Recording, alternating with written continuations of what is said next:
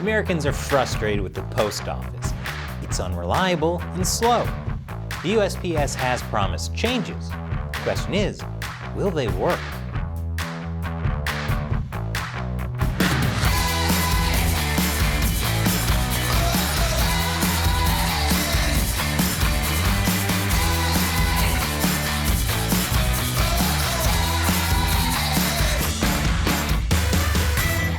Welcome to America Uncovered. I'm Chris Chappell.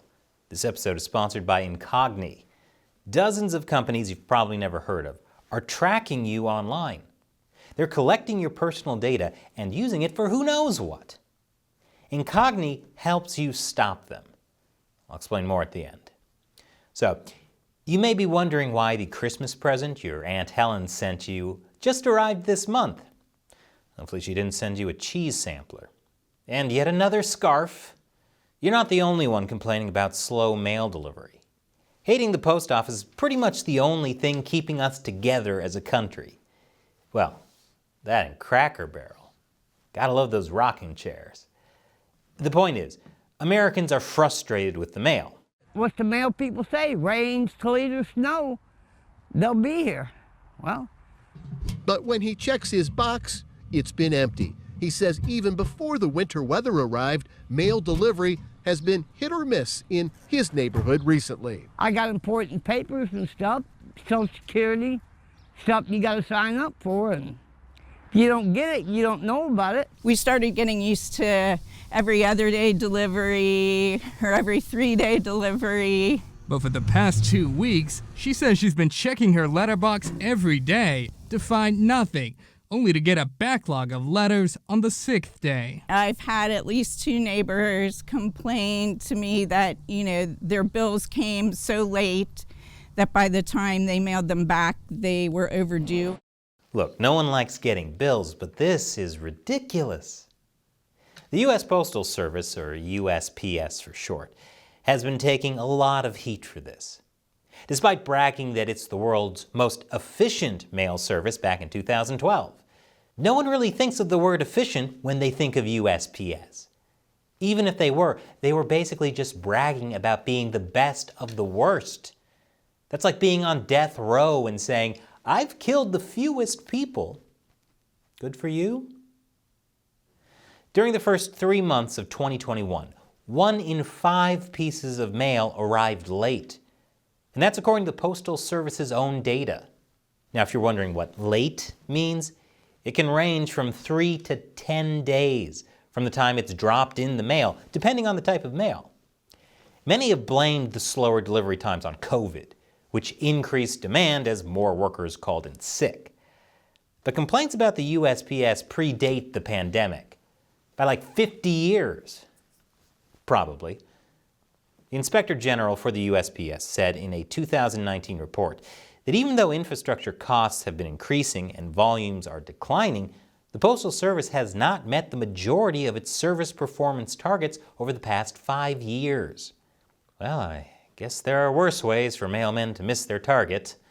While the USPS is often a cheaper option for consumers than its rivals, its lower prices have translated into a lot of debt.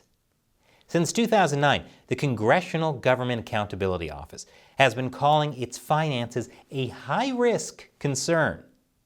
So to address high costs, the Postmaster General announced some major changes last year, like having Santa deliver all the mail with the elves doing all the sorting. Inflation is so bad, even Santa might have to start working 2 days a year. Actually, the Postal Service decided to charge more for slower deliveries. That's right, we're being charged more for a worse product. That'd be like if Wendy's hamburgers cost way more and were also smaller. What's that, Shelley? They are? I'm glad the Where's the Beef lady isn't alive to see this. So why did the Postal Service decide to do this? I'll explain after the break. Welcome back. The US Postal Service has an image problem. Let's be real, the last time people liked the post office was in Kevin Costner's second worst film of the 1990s, The Postman. Yes, the Postal Service's reputation is so bad, it took an apocalypse to make people appreciate mail carriers. By the way, this movie is set in 2013. The USPS also has a billion-dollar debt problem. Despite being a government-established agency, USPS mostly doesn't receive taxpayer funding. It relies almost solely on income from stamps and other postage. However, Congress sets the postage rate and mandates the Postal Service deliver to all homes. This puts it at a major disadvantage compared to other mail carriers. Even people using messenger pigeons. Say what you want about their profits, at least they're not billions of dollars in debt. As of last September, the Congressional Research Service estimated the USPS was $11 billion in debt. And that's not including what it owes for pensions and health care benefits. USPS has reported net losses of nearly $100 billion since 2007. Besides the government mandates, there are some other reasons for its debt. One is the decreasing demand for first-class mail, which is the agency's most profitable service. It's been falling since 2001, likely because of email. Wow, that killed first-class mail. If only it could also kill unnecessary meetings that could have just been an email. Many people also blame a 2006 law called the Postal Accountability and Enhancement Act. It was passed under President George W. Bush and requires the USPS to set aside money for retiree health care benefits. I'll talk more about that later. The current Postmaster General created a 10-year plan to get the USPS on a better financial footing. It went into effect last year. It called for slower deliveries and higher costs, leading customers to wonder, where's the beef? Sorry, I mean bills. Since last October, the standard delivery time for first-class mail went from a max of 3 days to a max of 5. Part of the reason for the slower travel time is a cut in the use of air transportation, which is more expensive than ground transportation. Unless, of course, you're using messenger pigeons. Or owls. Frankly, I think Wizards had the right idea. About owls, not bathrooms. That was weird. But less air transportation isn't the only problem. Instead of waiting for processing plants to finish processing the mail carriers now have to strictly follow their schedule, meaning no extra trips to pick up left-behind mail. And on top of slowing down deliveries, next year, the USPS also plans to hike prices twice a year. Now that's what USPS is planning to do to rein in costs. But there's also movement in Congress to do the same thing. Earlier this month, the House of Representatives passed a bipartisan bill called the Postal Service Reform Act. Given how bad the USPS has been, this is the only bill that actually got to where it was going on time. You can tell things are bad because even Congress is acting faster than the Postal Service. The bill aims to reduce costs for the USPS by changing certain congressional mandates. Under the 2006 Postal Accountability and Enhancement Act that I mentioned earlier, the USPS had to pre-fund the health benefits of future retirees over a period of more than 50 years, starting in 2007. I'm surprised George W. Bush wanted to sink billions of dollars into an endeavor nobody wanted that would last for decades. Besides Afghanistan. The Postal Service Reform Act would drop the mandate from that 2006 law that required it to prepay for retiree health care benefits. The House Oversight Committee estimates that could save the USPS as much as $50 billion over the next 10 years. However, it would also increase the cost for taxpayers. That's because eligible retirees would join the government-administered Medicare program. The Congressional Budget Office estimates Medicare costs would increase by $5.6 billion over 10 years because of this.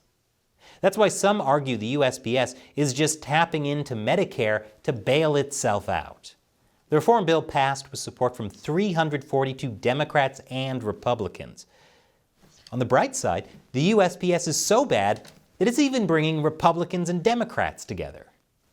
Maybe this can be the start of them actually communicating with each other. Assuming they don't communicate using the mail. While the reform bill had bipartisan support, it might not be a better deal for the American people. I'll explain after the break. Welcome back. This month's House vote to reverse pre-retirement funding for the USPS had bipartisan support. The liberal think tank, the Brookings Institution, says removing those burdens will free the Postal Service to fix its operating problems and perhaps even to innovate. Innovate the mail? Is this how we get robo-mailman? Something that cool would be worth the cost. But some are less excited about provisions of the bill that would move some USPS retirees over to Medicare. The Heritage Foundation, a conservative think tank, argued the bill would worsen Medicare's already weakened financial condition, and that it would just be another massive shift of costs to the taxpayers. The USPS hasn't even been prepaying for retiree health benefits since 2010. The only way to explain why the USPS was so late on paying those bills is that they were the ones who sent the bills.